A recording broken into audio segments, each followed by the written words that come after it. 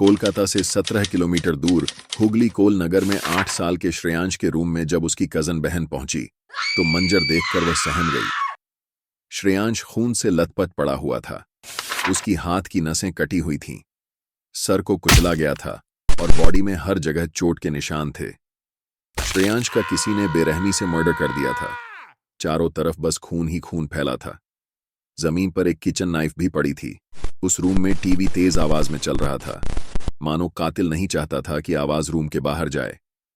जब पुलिस वहां पहुंची तो डेड बॉडी की ऐसी कंडीशन देखकर उनके मन में एक ही सवाल आ रहा था कि एक छोटे बच्चे से ऐसी क्या नफरत थी जो उसे इतनी बुरी तरह मारा गया था। उसकी बॉडी के साथ ऐसी क्रुएलिटी की गई थी कि मानो मारने वाला चाहता था कि वह किसी भी कंडीशन में जिंदा न बच पाए।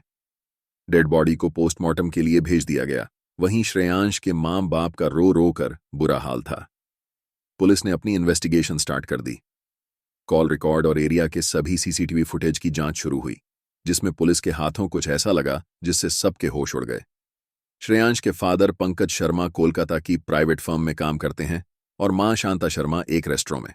श्रेयांश के साथ हुए इस अपराध से सब सदमे में थे। इन्वेस्टिगेशन स्टार्ट हुई। सबसे पहले घर की जांच की गई। घर की खिड़की दरवाजों से किसी भी तरह की फोर्स एंट्री नहीं दिख रही थी। घर का हर कीमती सामान अपनी जगह पर था। कुछ चोरी नहीं हुआ था। घर पर एक डॉग भी पड़ा था जो हर अनजान व्यक्ति को देखकर भौंकता था। लेकिन पड़ोसियों से पूछने पर पता चला कि मर्डर के वक्त यानी मंगलवार 2 से 4 बजे के बीच किसी ने भी डॉग को उस टाइम भौंकते नहीं सुना। उस मोहल्ले के सभी घर आपस में काफी सटे हुए भी हैं, इसलिए अगर डॉग भौंकता तो किसी न किसी को तो जरूर सुनाई दे जाता। न ही कोई फोर्स एंट्री, न ही कोई लूटपाट, न ही वह डॉग किसी पर भौंका। ये तीनों चीजें एक ही तरफ इशारा कर रही थीं कि मर्डर कोई घर का ही है। पुलिस ने आस पड़ोस, माँ बाप, क्लोज रिलेटिव, फ्रेंड्स सबके नंबर लिए ताकि कोई क्लू मिल सके, लेकिन कॉल रिकॉर्ड से कुछ खास मिला नहीं। अब पुलिस ने मोहल्ले में लगे सीसीटीवी कैमरा चेक करने शुरू किए, ये देखने के लिए कि उस वक्त 2 से 4 बजे के बीच मोहल्ले से कौन कौन गुजरा। तभी पुलिस को उस वक्त मोहल्ले में लोगों के बीच एक महिला आती जाती दिखाई दी। उसने चेहरे पर मास्क पहना हुआ था। पुलिस को उसकी बॉडी लैंग्वेज से कुछ शक हुआ, इसलिए उसकी पहचान कराने के लिए पुलिस ने उस फुटेज को श्रेयांश के पेरेंट्स को दिखाया, जिसे देखकर मां ने पहचानने से तो मना कर दिया, लेकिन श्रेयांश के फादर पंकज ने देखते ही उसे पहचान लिया। वह महिला शांता की करीबी दोस्त इशरत परवीन थी, जिसका अक्सर उनके घर आना जाना था और जिसे श्रेयांश अपनी मौसी भी बुलाता था। पुलिस को शक हुआ कि कहीं श्रेयांश के फादर पंकज और इशरत के बीच कोई अफेयर तो नहीं है, इसलिए पहले उन्होंने पंकज की कॉल डिटेल निकलवाई, बट उसमें ऐसा कुछ निकला नहीं जिससे कंफर्म हो कि उन दोनों के बीच किसी भी तरह का अफेयर है। लेकिन जब इशरत की सीडीआर निकलवाई तो कॉल डिटेल्स कुछ और ही कहानी बता रही थी। मर्डर वाले दिन इशरत का फोन 1 बजे से लेकर रात 8 बजे तक 7 घंटे के लिए स्विच ऑफ था। साथ ही इशरत की एक नंबर पर हर रोज घंटों बात होती थी। देर रात 2-2 बजे तक उस नंबर पर बात होती थी। पुलिस ने जब वह नंबर चेक करवाया तो वह हैरान रह गई। वह नंबर श्रेयांश की मदर शांता का था, जिससे इशरत रोज घंटों बात करती थी।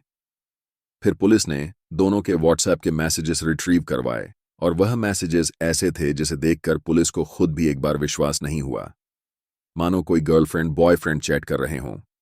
यहां तक कि उसमें कुछ उस तरह की पिक्चर्स भी शेयर की गई थीं। श्रेयांश की मां शांता का अफेयर इशरत से था। पुलिस ने आस पड़ोस से पूछा तो किसी को भी इस बारे में कुछ भी पता नहीं था। इशरत अक्सर शांता के घर आती थी। शांता अक्सर इशरत के घर जाया करती थी। सबको लगता था कि दोनों आपस में बहुत अच्छे दोस्त हैं। श्रेयांश भी उसे अपनी मौसी बुलाता था। पुलिस ने फिर हस्बैंड से पूछा तो हस्बैंड ने बताया कि उसे पहले से ही पता था इन दोनों के बारे में, लेकिन अपने बेटे और समाज के चलते वह चुप रहा। इन सभी बातों का श्रेयांश के मर्डर से क्या कनेक्शन था?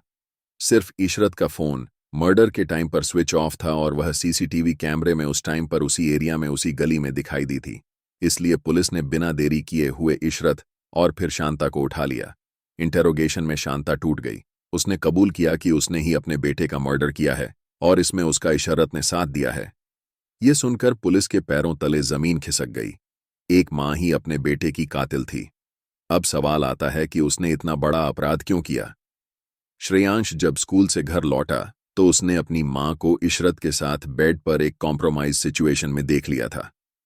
उसकी मां अपनी गर्लफ्रेंड इशरत के साथ फिजिकली इस लेवल पर इन्वॉल्व थी कि उसने यह भी ध्यान नहीं दिया कि दरवाजा बंद है या नहीं, और न ही ये देखा कि श्रेयांश के स्कूल से आने का टाइम हो गया है।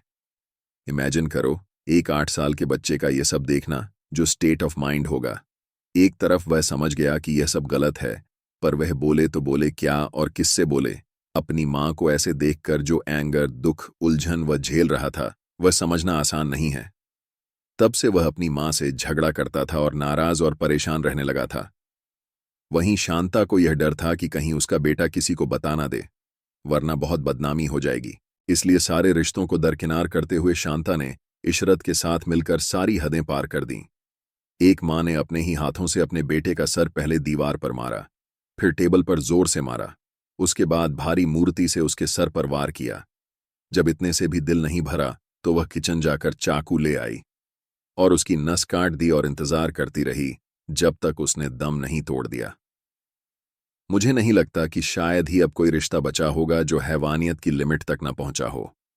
इशरत ही सिर्फ कैमरे में कैद इसलिए हुई क्योंकि जिस रूट से उसको घर जाना था उसी रूट पर कैमरा लगा था। वहीं शांता दूसरी तरफ से निकल गई थी और उस साइड कोई कैमरा नहीं था, इसलिए शांता कैद नहीं हुई। पुलिस ने बताया कि इस केस को सॉल्व करने में सबसे बड़ी हेल्प उन्हें उस पॉइंट से मिली जब उन्होंने देखा कि डॉग भौंका नहीं था। इससे उनको क्लियर हो गया था कि कोई अनजान अजनबी आदमी इस केस में इन्वॉल्व नहीं है और यह काम किसी घरवाले का है।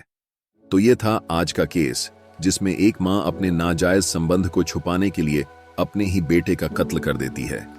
कमेंट करके बताएं कि क्या आपको लगता है कि इससे भी भयानक क्राइम हो सकता है। प्लीज चैनल को सब्सक्राइब करें ताकि हम आप तक और भी केसेस ला सकें।